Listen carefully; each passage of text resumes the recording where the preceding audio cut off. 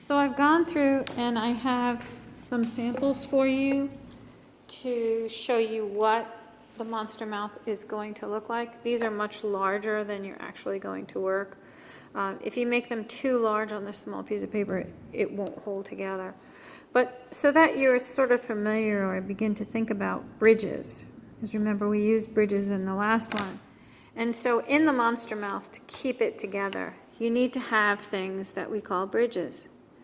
And I went through with a pencil to draw in what I'm actually going to cut so that I can show you what this will look like. So right now I'm just coloring in what will be the bridge.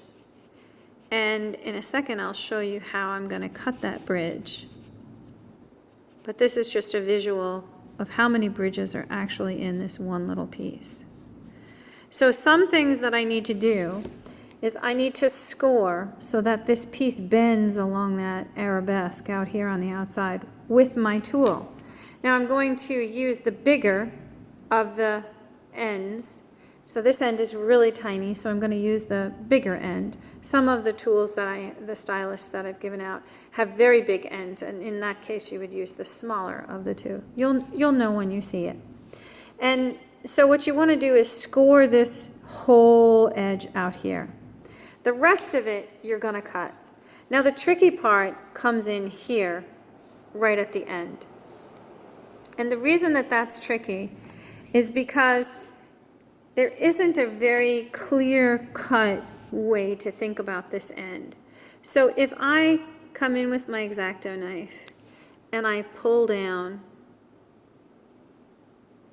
that makes sense to me because that's going to be a piece of the monster mouth, right? That makes sense. It's this one that's going to give you some difficulty. So if I cut all three edges, the triangle falls out. But what I have to do is cut only two of them. And then I'm going to get my teeth. Now one of the things you can think about if you've ever carved a pumpkin is it's a lot like the mouth that you carve in your pumpkin. Okay? So this one here will pop forward. It's so tiny that it doesn't really want to, but there it goes. So that tooth will come forward. And then you can push them back down so that they have a different amount of space that shows through. Now right here, that's my bridge. So I'm not going to cut my bridge off. I'm going to take my X-Acto knife, go to the scored edge. I'm going to go to the opposite side, and I'm going to pull my X-Acto knife to meet that spine. And then I'm just going to lift up, and they will naturally, the teeth will naturally bend on the scored edge. So here we go again. There's another tooth. So you can begin to see underneath the blue cutting board. Well, that's what's going to happen is your underneath color for contrast is going to show up. So here is yet another bridge. Right? I just leave the bridge alone and continue down my merry way of cutting each of these teeth and bending them, right?